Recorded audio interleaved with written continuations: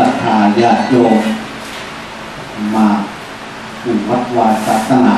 และก็เห็นแสดงความจำนงจากสมาทานศีลห้าในหลักของพุทธศาสนาพระพุทธเจ้าท่านตรัสไว้ว่าถ้าหากว่าผู้ใดศรัทธาผู้ญาติโยมผู้ใดมีศีลห้าผู้นั้นจะไม่ตกไปในอบายภูมิคือไม่ตกนรกไม่เกิดเป็นสัตว์ที่ไร้ฉานแล้วก็ไม่เป็นเปรตไม่เป็นคนพิกลพิการเป็นคนที่สมบูรณ์ถ้าผู้ใดมีศีลห้าเป็นอบายภูมิjika yang telah datang ke wihara yang memohon di sarana Pancasila, sila itu merupakan hal yang bisa menutup hal-hal yang buruk yang akan terjadi kepada seseorang. Tetapi apabila seseorang melaksanakan sila Pancasila akan bisa menutup hidup yang akan jatuh ke alam yang rendah, menjadi jatuh ke neraka, ke binatang, dan jatuh ke surakaya, tempat yang rendah. Maka melaksanakan sila akan menghapuskan alam yang rendah demikian. อันดับแรกหลวงพ่อจะเป็นผู้พานำว่านะโมก่อนที่จะรักษาศีลห้าทำไมจึงว่านะโมนะโมตัสสะภะคะวะโตอะระหะโตสัมมาสัมพุทธัสสะสามครั้งข้าพเจ้าขอนอบน้อมแด่พระผู้มีพระภาคอรหันตสัมมาสัมพุทธเจ้าพระองค์นั้นคือศีลห้าเป็นศีลของพระพุทธเจ้าที่ท่านบัญญัติเป็นต้นศาสนาเป็นต้นพระพุทธศาสนาเป็นต้นความคิดเพราะฉะนั้นพวกเราจะรับศีลห้ามาปฏิบัติเราก็ทำนึกถึงหรือนอบน้อมพระพุทธเจ้าก่อน Sebelumnya saya akan memimpin Anda sekalian mengucapkan wadana atau namo 3 kali dulu. Mengapa kita harus mengucapkan namo atau wadana dulu? Karena sila terjadi karena ditentukan oleh Sang Buddha. Maka namo namaskara kepada guru itu menjadi hal yang harus dilakukan dulu sebelum bertekad sila yang akan ditekadkan lagi. เมื่อเรานอบน้อมพระพุทธเจ้าแล้วเราก็หลวงพ่อจะเป็นผู้กล่าวว่าพุทธังธัมมังสังฆังปรมังคัจฉามิดุติยามปิพุทธังธัมมังสังฆังตาติยามปิพุทธังธัมมังสังฆังปรมังคัจฉามิข้าพเจ้าขอถึงพระพุทธเจ้าพระพุทธเจ้าเป็นผู้รู้ดีรู้ชอบโดยพระองค์เองประกาศพระศาสนาเป็นตรัสรู้พระอนุตตรสัมมาสัมโพธิญาณจากนั้นก็ทำมาคือพระธรรมคำสอนของพระพุทธเจ้าที่ท่านอบรมแนะนำสั่งสอนพี่น้องประชาชนศรัทธาญาติโยมทุกหมู่เหล่าคือเป็นพระธรรมคำสอนสามคำคือพระสงฆ์สาวกของพระพุทธเจ้าที่นำพระธรรมคำสอนของพระพุทธเจ้าออกมาประกาศเผยแผ่ถ้าหากว่าไม่มีพระสงฆ์นำพระธรรมคำสอนของพระพุทธเจ้าออกมาประกาศเผยแผ่ออกมาพี่น้องประชาชนพวกเราคงจะไม่รู้ว่าพระธรรมคำสอนของพระพุทธเจ้ามีคุณค่ามีประโยชน์อย่างไร Saya akan memimpin untuk bertekad memuja kepada Buddha Dhamma Sangha dulu dengan bertekad bersama-sama dalam pikiran bahwa terpujilah Sang Bhagawa yang Maha Suci yang telah mencapai penerangan sempurna. Saya akan dilanjutkan dengan Buddhang Saranacami, Dhammang Saranacami, Sanghang Saranacami dan sebagainya. Aku berlindung kepada Buddha, aku berlindung kepada Dhamma, aku berlindung kepada Sangha. Sangha merupakan pembabaran Dhamma yang mewakili Sang Buddha membawa Dhamma. Maka dengan bertekad tiga tanah demikian Buddha, Dhamma dan Sangha, maka agama bisa berjalan maka Buddha Dhamma Sangha sebagai pelindung bagi hidup kita. Maka bertekad sebelum melakukan Pancasila nanti.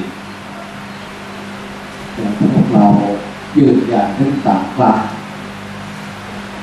ว่าพุทธังธัมมังสังฆังและก็ทุติยมปิข้าพเจ้าขอยืนยันเป็นครั้งที่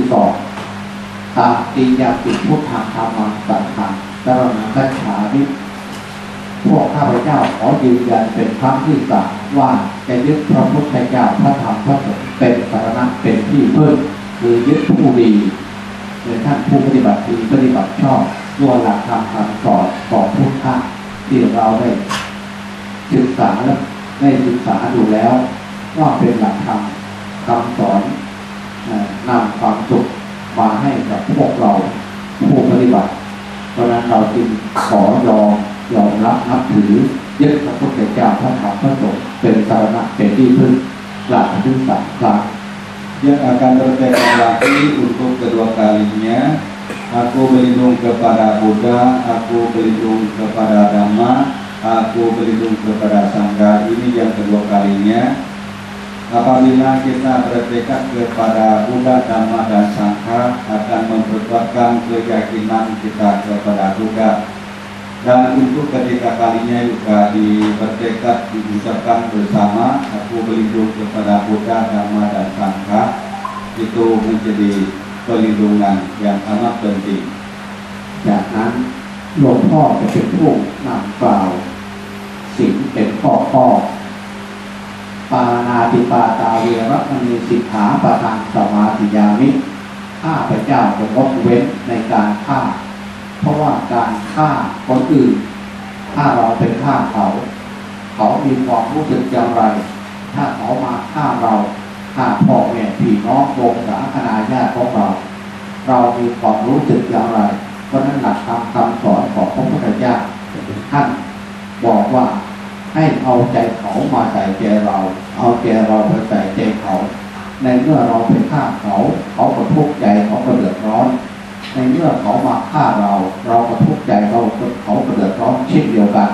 เพราะนั้นพระพุทธเจ้าท่านจึงบัญญัติศีลข้อที่ 1อย่าได้เบียดเบียนขึ้นกันและกันอย่าได้ฆ่าอย่าได้ทำการฆ่ากันเพราะเมื่อฆ่าผู้ถูกฆ่าก็มีความทุกข์ใจเพราะนั้นพระพุทธเจ้าจึงบัญญัติศีลข้อที่ 1 Untuk keterangan sila yang pertama, aku bertekad akan menghindari dari pembunuhan makhluk hidup. Itu merupakan hal yang harus diperhatikan, dirasakan bahwa bagaimana akibat buruk dari pembunuhan. Apabila kita dibunuh, akan merasakan bagaimana, akan merasa sakit hati atau sangat derita sekali. Kalau kita dibunuh, kita sakit. Kalau kita membunuh mereka juga kita akan mendapat musuh dan mereka juga derita. Maka Sang Buddha memberikan sila pertama untuk menjaga hidup masing-masing supaya dapat ketentraman, dapat menjaga hidup masing-masing. ศีลข้อที่ 2คืออทินนาทานาเวรมณีข้าพเจ้าจะงดเว้นในการขโมยของคนอื่นขโมยทรัพย์ของคนอื่นคือทรัพย์สินของใครเขาก็รักสงวนหวงแหนถ้าเราไปขโมยของเขาก็เสียใจถ้าเขามาขโมยของเราก็เสียใจเช่นเดียวกันเพราะนั้นพระพุทธเจ้าจึงบัญญัติศีลข้อที่ 2อย่าได้ขโมยกันถ้าเราไปขโมยพ่อแม่พี่น้องลูกหลานของเขามาเรียกค่าไถ่เขาก็เสียใจถ้าว่าเราไปเขามาขโมยพ่อแม่พี่น้องของเราไปเรียกค่าไถ่เราก็เสียใจเช่นเดียวกันอย่างพวกเราไปขโมยรถขโมยสิ่งของเขาที่เขารักสงวนหวงแหนเขาก็เสียใจทั้งเมื่อเขามาขโมยของเราก็เสียใจเช่นเดียวกันเพราะนั้นพระพุทธเจ้าจึงบัญญัติศีลข้อที่ 2อย่าได้ขโมยซึ่งกันและกัน Sila yang kedua yaitu jangan mencuri, mengambil barang orang lain. Itu merupakan hal yang menjaga perasaan antara kita dan orang lain. Samalah dengan pasal pertama bahwa apabila kita dicuri oleh orang lain, kita akan sakit hati. Atau orang lain dicuri sama kita, mereka juga sakit hati. Dan orang lain kalau dicuri, merasa mereka akan merasakan sangat sakit hati dan akan melakukan sesuatu yang tidak baik. Maka sila yang kedua, Sang Buddha memberikan tugas kepada umat supaya bisa melaksanakan, supaya dapat ketentraman, tidak menambahkan musuh tentang harta yang dimilikinya, maka menjaga. Dan sila yang kedua dipastikannya jangan atau tidak boleh mencuri atau mengambil barang orang lain. สิ่งข้อที่สามกาเมสุมิจฉาจาราเวรมณีสามีภรรยาลูกหลานของใครเขาก็รักสงวนหัวแขนของเขาเพราะตระกูลของเขาถ้าเราไปล่วงล้ำเขาก็เสียใจถ้าเขามาล่วงล้ำเราไม่เคารพสิทธิ์ของเราก็เสียใจถ้าหากว่าเป็นการสู่ขอตามประเพณีอันนั้นแปลว่าถูกทำนองครองธรรมถ้าเราไปละลาบละล้วงไม่เคารพสิทธิ์ของเขาก็เสียใจเราก็เสียใจเช่นเดียวกันเพราะนั้นพระพุทธเจ้าจึงบัญญัติสิ่งข้อที่สามให้เคารพสิทธิ์ซึ่งกันและกัน Sila yang ketiga adalah menghormat kepada hak orang lain, khususnya dalam suami istri. Kalau diambil oleh lawan pasangannya, maka akan memberikan penderitaan kepada semua orang yang dicuri atau diambil orang yang disayangnya. Maka Sang Buddha memberikan sila ketiga ini untuk ketentraman dalam hidup sehari-hari. Maka ditentukan bahwa dalam kehidupan kebahagiaan sebagai umat awam tidak boleh untuk melakukan asusila atau mengambil orang yang dimiliki oleh orang lain. ข้อที่สี่มุสาวาทาเวรมณีข้าพเจ้าจะงดเว้นในการกล่าวมุสาคือกล่าวความเท็จโกหกถ้าหากว่าเราไปกล่าวโกหกต้มตุ๋นหลอกลวงคนอื่นเขาก็เสียใจในเมื่อเขามาโกหกต้มตุ๋นหลอกลวงเราก็เสียใจเช่นเดียวกันอย่างพวกเราไปเขียนเช็คแจ้งให้เขาอย่างเงี้ยหรือว่าเราไปย้อมตัดปูแล้วไปทำของแปลกปลอมให้คนอื่นเขาไม่ได้ของจริงก็ถูกหลอกเขาก็เสียใจถ้าเขามาทำให้กับเราก็เสียใจเช่นเดียวกันเพราะนั้นหลักคำสอนของพระพุทธเจ้าท่านจึงตรัสว่าคนที่ชอบโกหกทั้งที่รู้จะไม่ทำความชั่วอย่างอื่นเป็นไม่มี Sila yang keempat, tidak melakukan menipu orang lain. Kalau kita menipu orang lain juga akan rugi atau timbul hal-hal yang tidak enak. Kalau orang lain melakukan menipu, kita juga akan merasakan demikian. Maka cara menipu itu banyak yang membuat orang kesal atau sakit hati, seperti memberikan cek palsu atau memberikan barang yang palsu yang tidak benar, itu termasuk dalam menipu juga. Maka orang yang menipu itu tidak ada pahalanya, hanya akan membangkitkan kesakitan hati dan dapat akibat buruk dari perbuatannya. Maka Sang Buddha memberikan tugas kepada kita umat bahwa jangan menipu orang lain untuk dalam hidup kita untuk selamanya. นี่คือสิ่งข้อที่สี่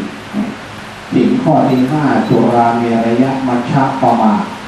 การดื่มสุราและเมรัยเป็นที่ตั้งแห่งความประมาทสุราก็คือเหล้าเมรัยก็คือเบียร์และผสมเข้ากัญชายาปิดเฮโรอีนยาที่มึนเมาทั้งหลายมีโคเคนมากมีเยอะแยะทุกวันนี้สรุปแล้วจะเป็นชื่ออย่างไรก็ตามถ้าดื่มหรือเสพเข้าไปแล้วขาดสติไม่ดีทั้งนั้นอันนั้นคือสดเข้า สุราการดื่มสุรานั้นมีอะไรคนขาดสติแล้วทำความชั่วทุกอย่างเพราะคนขาดสติขาดการยับยั้งขาดการเพราะมันขาดสติทำความชั่วทุกอย่างให้คนดื่มสุราและคนขาดสติแล้วทำความชั่วจะฆ่าใครก็ได้สิ่งข้อที่หนึ่งก็ฆ่าจะขโมยใครก็ได้จะละลาบละล่วงในสามีภรรยาลูกหลานของใครก็ได้จะโกหกต้มตุ๋นหลอกลวงใครก็ได้เพราะเหตุใดเพราะขาดสติเพราะขาดการยับยั้งเพราะนั้นสิ่งข้อที่ห้าเป็นสิ่งข้อเป็นสิ่งสำคัญมากข้อSila yang kelima adalah menghindari dari minum minuman keras yang akan melemahkan kesadaran. Sura adalah arak dan termasuk yang lainnya seperti bir, seperti kanca atau kokain atau yang lain yang akan melemahkan kesadaran. Seseorang yang melanggar sila ini apabila sudah minum minuman keras misalnya dapat melakukan melanggar sila yang lain. Apabila sudah mabuk bisa membunuh orang, bisa mencuri, melakukan asusila dan bisa berbohong karena tidak ada kesadaran yang sempurna. Maka Pancasila khususnya nomor 5 sangat penting yang akan bisa menghancur orang lain. Nah, itu Pancasila yang perlu dilaksanakannya. ขอย้ำสิ่งข้อที่ห้าคือสิ่งข้อที่ห้าเป็นสิ่งที่ทำให้คนเสียหายอย่างมากแต่โดยมากคนจะไม่เห็นความสำคัญในสิ่งข้อนี้สิ่งข้อนี้คือสิ่งหลังคาบ้านคืออาคารหลังนี้แหละถ้าหากว่าบ้านหลังนี้ไม่มีหลังคาไม่มีสังกะสีมุงหรืออาคารหลังใดก็ตามไม่มีหลังคาบ้าน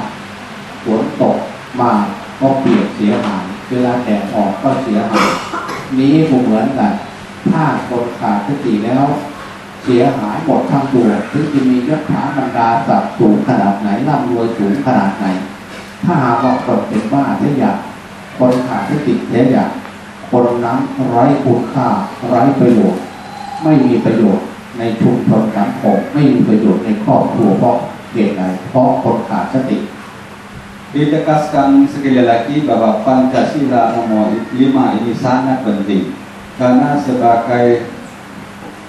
hal yang harus dilakukan, diumpamakan seperti sati kesadaran itu sangat penting. Diumpamakan seperti gedung pembangunan ini, Pancasila itu nomor 5 ini diumpamakan seperti atap. Rumah ini dan masalah ini kalau tidak punya atap, hujan juga tidak bisa ditahan. Orang yang tinggal di sini juga tidak bisa enak. Hujan atau panas juga kalau tidak atap tidak ada gunanya. Maka seseorang yang kurang kesadaran, kurang sati bisa melakukan menghancurkan sesuatu sangat luar biasa. Maka kesadaran akan disempurnakan dengan tidak minum minuman keras, yaitu Pancasila nomor 5 yang sangat penting. พวกเราทั้งหลายคงจะพอสรุปได้ว่าศีลห้าของพระพุทธเจ้าที่หลวงพ่อได้กล่าวมาอธิบายมาเป็นสิ่งที่พระพุทธเจ้ารับรองว่าผู้มีศีลห้าจะไม่ตกนรกจะไม่เกิดเป็นอบายภูมิแล้วก็ไม่ติดคุกติดตารางติดตารางและเป็นที่ยอมรับของผู้คนทั้งหลายเพราะว่ามีศีลห้าเพราะนั้นขอให้พวกเราทุกท่านให้ฟังและสังเกตดูอย่างที่หลวงพ่อได้พูดในกล่าวศีลห้าเป็นสิ่งคุ้มครองโลกตั้งแต่ตื่นดับฝัน Disimpulkan bahwa Pancasila yang sudah dijelaskan demikian adalah sila yang melindungi dunia ini berbahagia. Maka apa yang disampaikan perlu diperhatikan dan dilaksanakan. Apabila seseorang melaksanakan sila akan melindungi dunia ini tentram damai. Nah, dan selanjutnya akan berikan Pancasila. ต่อนี้ไปคณะศรัทธาญาติโยมรู้คุณค่าของศีลห้าแล้ว หลวงพ่อจะเป็นผู้พานำสมาทานศีลต่อไป Setelah mengerti dengan jelas tentang Pancasila, saya akan memimpin untuk bertekad dan melaksanakan Pancasila. นะโมตัสสะภะคะวะโตอะระหะโตสัมมาสัมพุทธัสสะนะโมตัสสะภะคะวะโตอะระหะโตสัมมาสัมพุทธัสสะนะโมตัสสะภะคะวะโตอะระหะโตสัมมาสัมพุทธัสสะนะโมตัสสะภะคะวะโตอะระหะโตสัมมาสัมพุทธัสสะนะโมตัสสะภะคะวะโตอะระหะโตสัมมาสัมพุทธัสสะนะโมตัสสะภะคะวะโตอะระหะโตสัมมาสัมพุทธัสสะพุทธังสรณังคัจฉามิ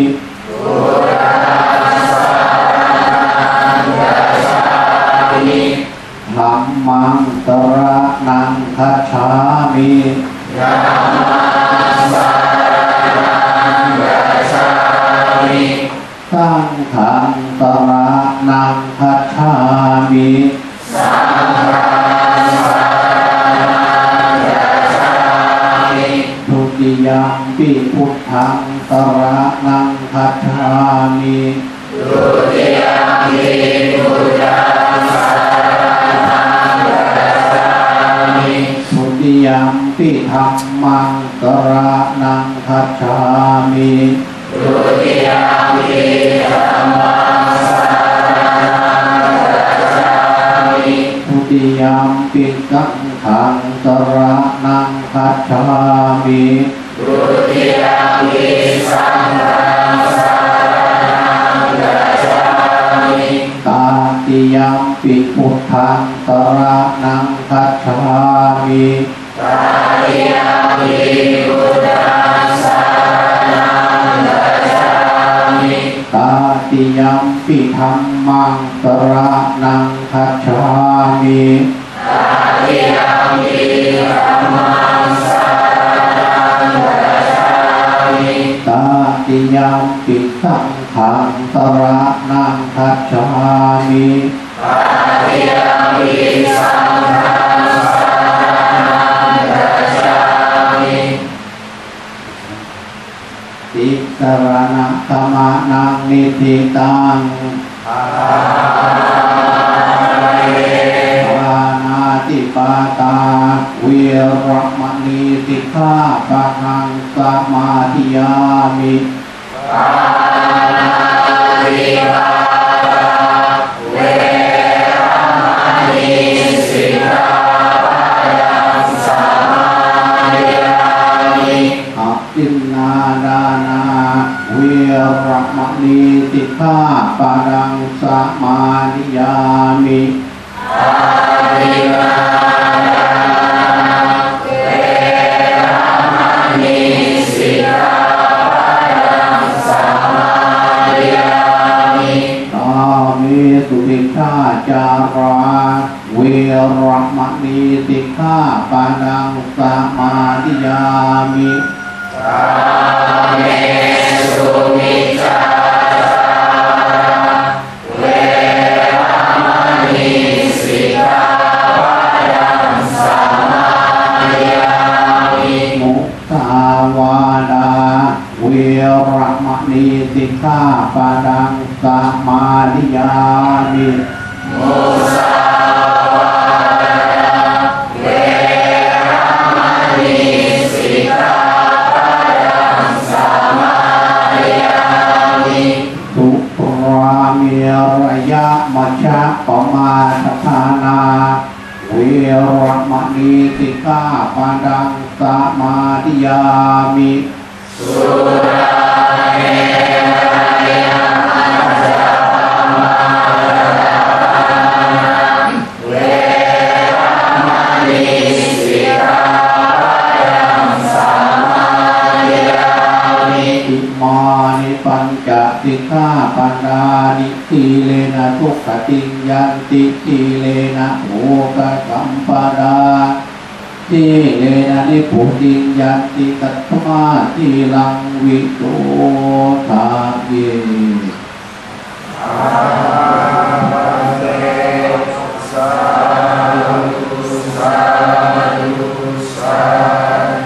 Ya, isi kapan kali yang sekarang 3 kali. Sekarang dimulai. Baiklah para upasaka-upasaka sekalian, berbahagialah telah mendengarkan wayangan Dhamma tentang Pancasila. Sebelum beliau akan berjahat, membawa sekali lagi kesempatan untuk berdana dan turut bergembira berdana winara ini kepada Yang Mulia Romo Intawai. Beliau akan tinggal di sini 2 malam. Maka besok kesempatan yang baik untuk berdana kepada beliau sebagai Biku yang sangat dipuja di Thailand. Maka kesempatan yang baik begini tidak gampang dicari. Maka 2 hari untuk di sini, besok kita bisa datang lagi. Anumodana Namo Buddhaya. Sekarang sekali lagi